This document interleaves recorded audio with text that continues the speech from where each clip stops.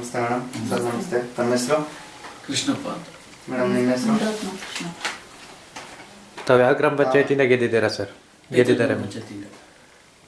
Total vote ಎಷ್ಟು ಬಂದಿತ್ತು sir ಗೆದ್ದಂಥ ಸಂದರ್ಭದಲ್ಲಿ? ಗೆದ್ದಂಥ ಸಂದರ್ಭದಲ್ಲಿ 330. ಎಷ್ಟು ಓಟಿಂದ ಗೆದ್ದಿದ್ದೀರಾ ಸರ್? 290 ಓಟಿಂದ ಗೆದ್ದಿದ್ದೀವಿ. ತಾವು ಯಾವ ಪಕ್ಷದಿಂದ ಗುರ್ಸ್ಕೊಂಡಿದ್ದೀರಾ? ಆಗ ಬಿಜೆಪಿಯಿಂದ. ಸರ್ ತಮ್ಮ ವಾರ್ಡಿನಲ್ಲಿ ಕುಂದುಕೊರತೆಗಳೇನಾರು ಇದೆಯಾ ಸರ್? ನಮ್ಮ ವಾರ್ಡ್ ಅಂತಲ್ಲ, ನಮ್ಮ ಗ್ರಾಮದಲ್ಲೇ ಇದೆ ಕುಂದುಕೊರತೆಗಳು. ಹಾಂ ಸರ್, ಏನೇನು ಇದೆ? ಹೆಚ್ಚಿಗೆ ಶೌಚಾಲಯದ್ದು ಸರಿಯಾದ ರೀತಿಯಲ್ಲಿ ಬಿಲ್ಲುಗಳು ಆಗ್ತಾಯಿಲ್ಲ ಪಂಚಾಯತಿಲಿ. ಹಾಂ ಸರ್. ಅದು ಸ್ಟಾಫ್ ಕೊರತೆ ಇದೆ. ಅಧ್ಯಕ್ಷರು ಕೂಡ ಅದ್ರ ಬಗ್ಗೆ ಹೆಚ್ಚಿಗೆ ಗಮನ ಕೊಡ್ತಾ ಇಲ್ಲ. ಹಾಂ ಸರ್. ಮೂಲಭೂತ ಸೌಕರ್ಯದಲ್ಲಿ ಮೊದಲನೇ ಆದ್ಯತೆ ಅದು. ಆಮೇಲೆ ಕುಡಿಯೋ ನೀರದು ಹೆಚ್ಚಿಗೆ ಇದೆ. ಹಾಂ ಸರ್. ರಸ್ತೆಗಳು, ಆಮೇಲೆ ಮನೆ ಇದು ಬೆಟ್ಟದ ಮೇಲೆ ಬಿಡ್ತಕ್ಕಂಥ ನೀರೆಲ್ಲ ಊರುಗಳು ಬರ್ತಾ ಇದೆ.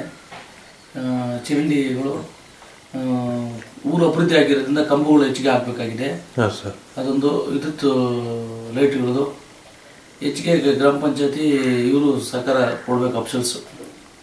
ಮತ್ತು ಜನಗಳು, ಗ್ರಾಮ ಪಂಚಾಯತಿ ಮೆಂಬರ್ಗಳು, ಅಧ್ಯಕ್ಷ ಹೆಚ್ಚಿಗೆ ಇದ್ರ ಬಗ್ಗೆ ನಿಗಾ ವಹಿಸಬೇಕು. ಆದರೆ ನಾವು ಕೂಡ ಹೆಚ್ಚಿಗೆ ಪ್ರಚಾರ ಮಾಡ್ತಾ ಇದ್ದೀವಿ ಪಂಚಾಯತಿಗಳಲ್ಲಿ, ಮೀಟಿಂಗ್ಗಳಲ್ಲಿ, ವಾಟ್ಸಪ್ಗಳಲ್ಲಿ, ಗ್ರಾಮ ಸಭೆಗಳಲ್ಲಿ ಕೂಡ.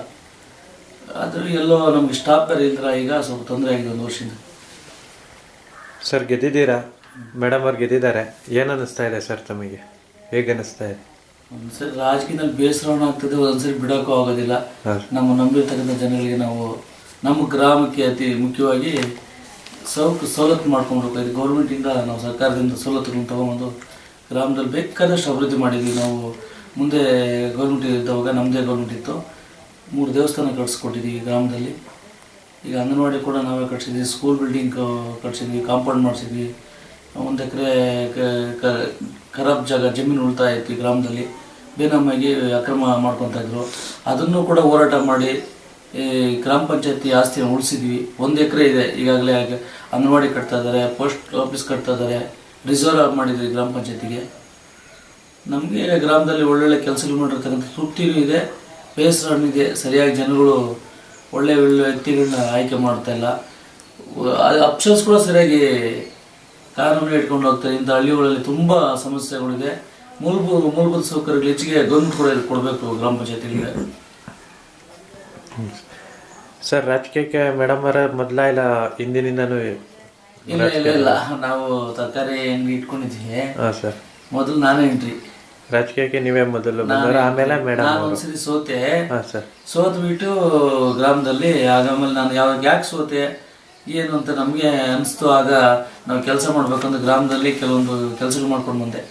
ಅಲ್ಲಿ ಮೊದಲೇದಾಗಿ ವಿಧವಾವೇತನ, ಪೆನ್ಷನ್ಸು, ಸಂಧ್ಯಾ ಸುರಕ್ಷಾ ಇವೆಲ್ಲ ನಾನೇ ಓನಾಗಿ ಬಾಂಡ್ಸ್ ತೊಗೊಂಡ್ಬಂದು ಎಲ್ಲರಿಗೂ ಸ್ಪಂದಿಸ್ತೀವಿ. ಮೊದಲು ನಂದು ಅದೇ ಗೆಲ್ಲೋದಕ್ಕೆ ಕಾರಣ. ಸರ್ ಇದು ತಮ್ಮ ಗ್ರಾಮಕ್ಕೆ ಇನ್ನು 3.5 ವರ್ಷ ಕೆಲಸ ಮಾಡಿದ್ದೀರಾ. ಹೌದು. ಏನೇನು ಒಳ್ಳೊಳ್ಳೆ ಅಭಿವೃದ್ಧಿ ಕೆಲಸಗಳು ಮಾಡಿದ್ದೀರಾ ಸರ್?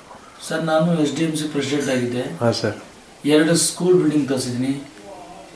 ಮೊದಲನೇದಾಗಿ ನಮ್ಮ ಗ್ರಾಮಕ್ಕೆ ಕಂಪ್ಯೂಟರ್ ತರಿಸ್ಕೊಟ್ಟಿದ್ದೀನಿ. 2.5 ಲಕ್ಷ ರೂಪಾಯಿವರೆಗೂ.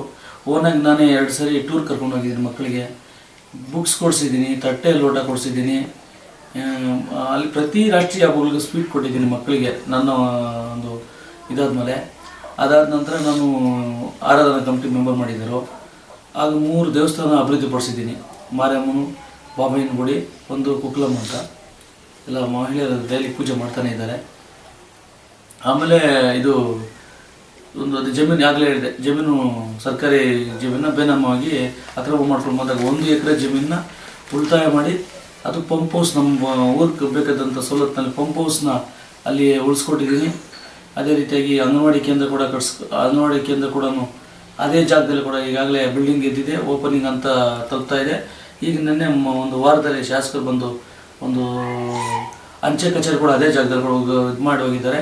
ಇನ್ನು ತಂಗುದಾಣ ಬೇಕಂತ ಕೂಡ ನನ್ನದು ಆಸೆ ಇದೆ. ರೈತರಿಗೆ ಕಣ್ಣಗಳು ಮಾಡತಕ್ಕಂಥ ಆಸೆ ಇದೆ. ರಸ್ತೆ ಬೇಕಾದಷ್ಟು ಅಭಿವೃದ್ಧಿ ಮಾಡಿದ್ದೀನಿ ಪ್ರಾಮಾಣಿಕ. ಸರ್ ಇನ್ನು 1.5 ವರ್ಷ ಅಧಿಕಾರ ಇದೆ, ಇನ್ನು ಏನೇನು ಅಭಿವೃದ್ಧಿ ಕೆಲಸಗಳು ಮಾಡ್ಕೋಬೇಕು ಅಂತ ಇದ್ದೀರಾ?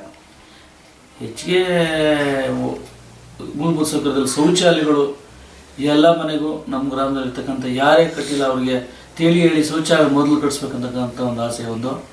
ಆಮೇಲೆ 2ನೇದಾಗಿ ಕುಡಿಯೋ ನೀರು ಬೀದಿ ಲೈಟು, ವಿದ್ಯಾಭ್ಯಾಸದ ಬಗ್ಗೆ ಅರಿವು ಮೂಡಿಸ್ಬೇಕು ಅಂತಕ್ಕಂಥ ಒಂದು ಆಸೆ ಇದೆ. ಸರ್ ಮೇಡಮ್ ಅವ್ರ ಈ ಸ್ಥಾನದಲ್ಲಿ ಇರೋದಕ್ಕೆ ಈ ಗ್ರಾಮದ ಜನರೇ ಕಾರಣ.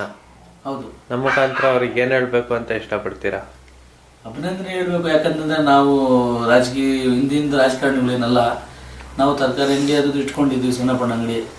ಆದರೆ ಒಂದ್ಸರಿ ಸೋತಾಗ 2ನೇ ಬಾರಿ ಒಳ್ಳೆ ಕೆಲಸ ಮಾಡ್ತಾರೆ, ಇದವ್ರನ್ನ ಆಯ್ಕೆ ಮಾಡಬೇಕು, ನೀವು ಇರಬೇಕು ಅಂತೇಳ್ಬಿಟ್ಟು ಒಳ್ಳೆ ಹೆಚ್ಚಿಗೆ ಮತ ಕೊಟ್ಟಿದ್ದಾರೆ. ಇದು ನಾವು ಎಸ್ ಎ ಆದರೂ ಕೂಡ ನಮ್ಮ ಜನರಲ್ಲಲ್ಲಿ ಒಳ್ಳೆ ಹೆಚ್ಚಿಗೆ ಮತ ತಾಲೂಕಲ್ಲೇ ಕೊಟ್ಟಿದ್ದಾರೆ. ಅದು ನಾವು ಜನಗಳಿಗೆ ಆಭಾರಿಯಾಗಿ ನಮ್ಮ ಅಧಿಕಾರ ಇರಲಿ ಇಲ್ಲದಿರೋ ನಮ್ಮ ಕೈಲಾದಷ್ಟು ಅವ್ರಿಗೆ ಒಂದು ಸರ್ಕಾರದ ಸವಲತ್ತನ್ನು ಕೊಡಿಸೋಂಥ ಕೆಲಸ ಪ್ರಾಮಾಣಿಕವಾಗಿ ಮಾಡ್ತೀವಿ. ಸರ್, ಜನರು ತಮ್ಮ ಬಳಿ ಬಂದು ಯಾವ ಸಮಸ್ಯೆಗಳ ಬಗ್ಗೆ ಜಾಸ್ತಿ ಹೇಳ್ಕೊತಾರೆ ಸರ್? ಹೆಚ್ಚಿಗೆ ಕುಡಿಯೋ ನೀರೇ ಹೇಳ್ತಾರೆ, ಶೌಚಾಲಯ ಹೇಳ್ತಾರೆ, ಬೀದಿ ಲೈಟ್ ಹೇಳ್ತಾರೆ. ಸರ್, ನಿಮಗೆ ಅನುದಾನ ಅಂತ ಬಂದರೆ ಯಾವ್ದ್ರ ಬಗ್ಗೆ ಹೆಚ್ಚಿನ ಗಮನ ಹರಿಸ್ಬೇಕು ಅಂತ ಇದ್ದೀರಾ? ಸರ್, ಅನುದಾನ ಬಂದರೆ ಯಾವ್ದ್ರ ಬಗ್ಗೆ ಹೆಚ್ಚಿನ ಗಮನ ಕೊಡಬೇಕು ಅಂತ ಇದ್ದೀರಾ? ಆ ಅನುದಾನದಲ್ಲಿ ನನಗೆ ತಿಳಿದ ಮಟ್ಟಿಗೆ ಹೆಚ್ಚಿಗೆ ವಿದ್ಯಾಭ್ಯಾಸಕ್ಕೆ ಕೊಡ್ಬೇಕು ಅನ್ಸುತ್ತೆ. ಯಾವುದೇ ಜನಾಂಗ ಆಗಿರೋದು ವಿದ್ಯಾಭ್ಯಾಸಕ್ಕೆ ಮೊದಲು ಆದ್ಯತೆ ಕೊಡಬೇಕು. ಆಮೇಲೆ ನಾವು ಆಗ ಪ್ರತಿ ಮನೆಯಲ್ಲಿ ಒಬ್ಬ ವಿದ್ಯಾವಂತರಾದಾಗ ಅವನು ತಾನೇ ಆ ಗ್ರಾಮ ಮತ್ತು ಆ ಮನೆ ಅಭಿವೃದ್ಧಿ ಆಗ್ತದೆ, ಹೆಚ್ಚಿಗೆ ಸ್ವಚ್ಛತೆ ಕೂಡ ಕಾಪಾಡ್ಕೊಂಡು ಹೋಗ್ತದೆ ಅಂತ ನನ್ನ ಒಂದು. ಸರ್, ಆಗಲೇ ಬೆಟ್ಟದ ಮೇಲಿನ ನೀರು ಬರುತ್ತೆ ಅಂದರೆ ಬಂಡೆ ಮೇಲಿನ, ಅದು ಯಾವ ನೀರು ಸರ್? ಮಳೆ ನೀರು. ಮಳೆ ನೀರು ಊರೊಳಗಡೆ ಬರೋದು, ಊರು ಮನೆಗಳ ಮೇಲೆಲ್ಲ ಬರ್ತದೆ. ಹಾಂ ಸರ್. ನಾವು ಸುಮಾರು ಸರಿ ಗ್ರಾಮ ಪಂಚಾಯತಿಗಳಲ್ಲಿ ಸೇರಿಸಿದ್ದೀವಿ, ಪ್ಲ್ಯಾನಲ್ಲಿ ಸೇರಿಸಿದ್ದೀವಿ, ಅಪ್ರೂವಲ್ ಆಗ್ತಾನೇ ಇದೆ, ಕೆಲಸಗಳು ಆಗ್ತಾ ಇಲ್ಲ. ಸರಿ ಸರ್, ಇಷ್ಟು ಕಾಲ ನಮ್ಮೊಂದಿಗೆ ಮಾತಾಡಿದ್ದಕ್ಕಾಗಿ ಧನ್ಯವಾದಗಳು ಸರ್. ನಮಸ್ಕಾರ.